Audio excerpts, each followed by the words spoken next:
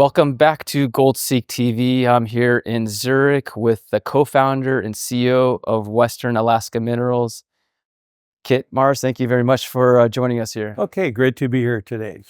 It's a pleasure to meet with you at a point where the gold and silver price, especially silver price, is doing quite well. We have a sector which is very limited in quality silver projects. The amount of silver companies out there alone there's not that many, but the ones with quality silver projects, with high grade silver projects, it's not very frequent. There's not many left out there. So they're few and far between. yes, one of them appears to be in your portfolio. So I'd love to talk more about the Illinois silver project and more about what's going on in Alaska. Sure. Well, thank you for having me here today. But our company is very unique that we have an entire district. We actually have about 5 different deposits. But the last 3 or 4 years since we went public in 2021, we've been focused on our Waterpump Creek deposit. And that is really because of the grade. Very high grade silver. It's a silver polymetallic deposit.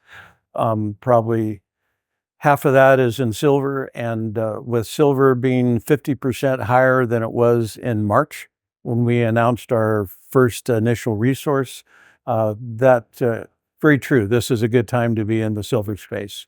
So what kind of numbers are you looking at this? What kind of grades and what kind of deposit are we looking at? And what is it that you are looking to develop here? Well, the key here is really grade. And I bring a piece of drill core with me to these events.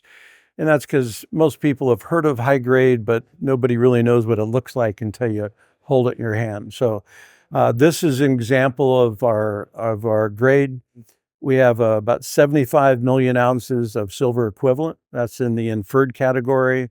But the grade, when you combine the polymetallics with the silver, is just under a kilo per ton. So 980 grams per ton silver.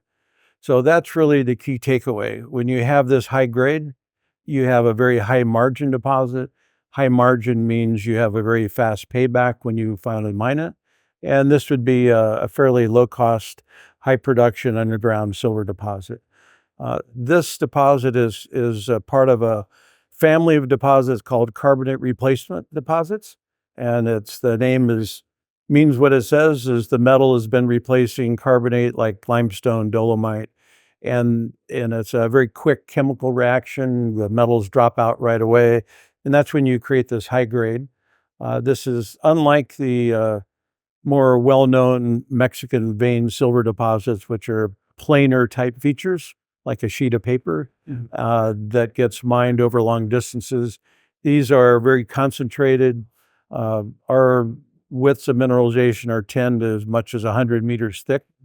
And so that allows for very low cost mechanized mining. So key is margin, and the key to margin is high grade.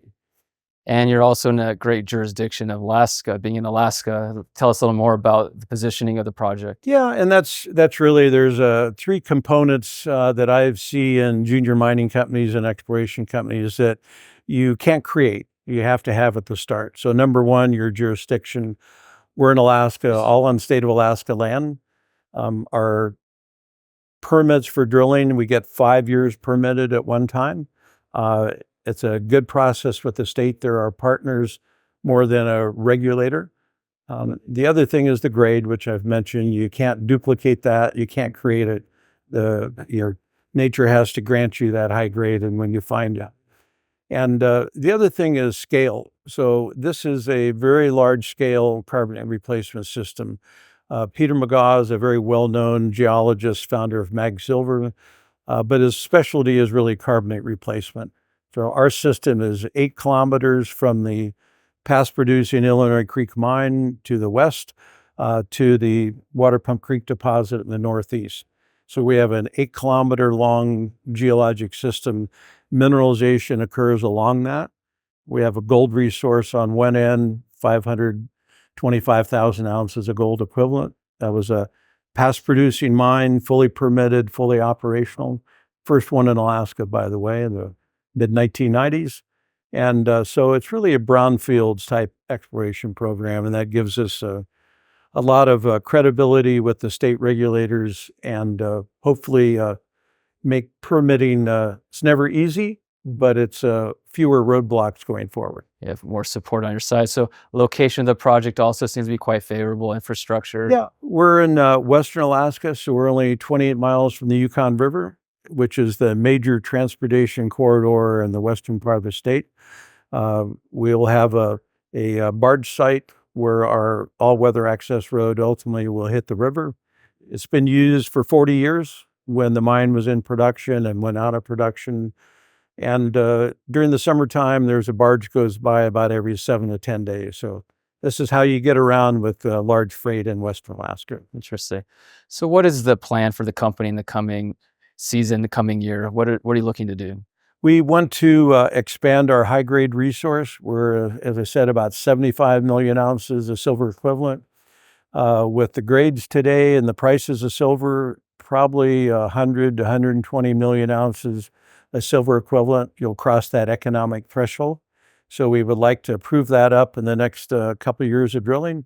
And this year we drilled what's called our Warm Springs target for the very first time. 7 of 9 drill holes hit mineralization and alteration. It's only about 1.5 kilometers away from the past producing mine.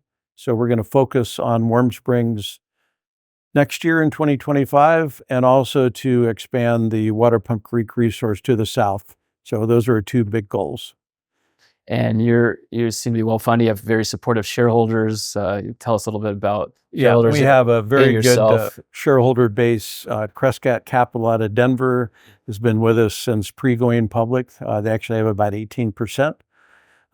Commodity Discovery Fund out of the Netherlands, Sprott U.S. Global Resources came in the last year or so.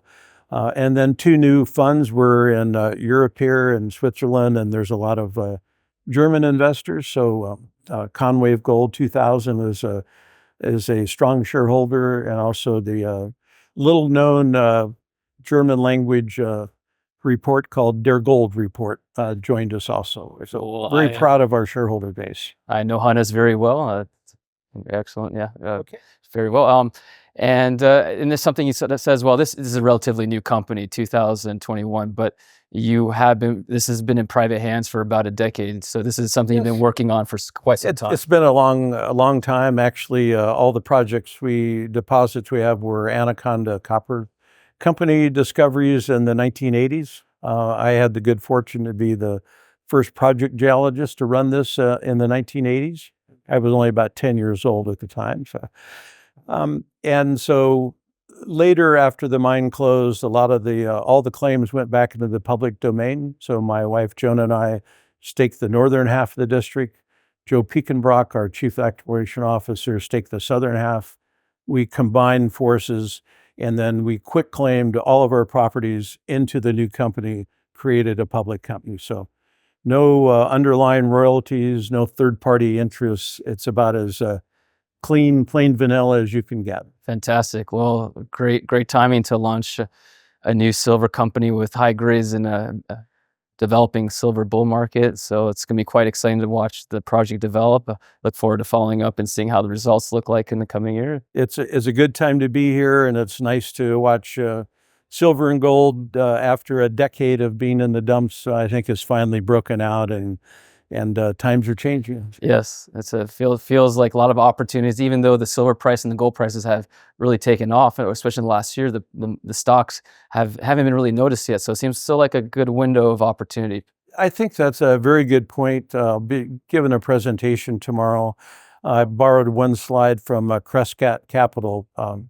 Quentin Tavi Costa, Kevin Smith put together a lot of different views of where the gold market is today. And I think one of the most important ones, they show that the junior explorers, which are tracked by the TSX Venture Index, is still at levels going back to 2008. So it has not yet come up. There's still a lot of opportunity for an individual investor there. A lot of the big companies have doubled in the last year. The Hecla cores of the mid-tier market, but the junior explorers have not yet started. And you were able to assemble all this during the difficult periods when things are cheaper and easier to acquire. So takes a lot of time and patience as well. Congratulations, and looking forward to following up in the near So future. thank you. Appreciate being available.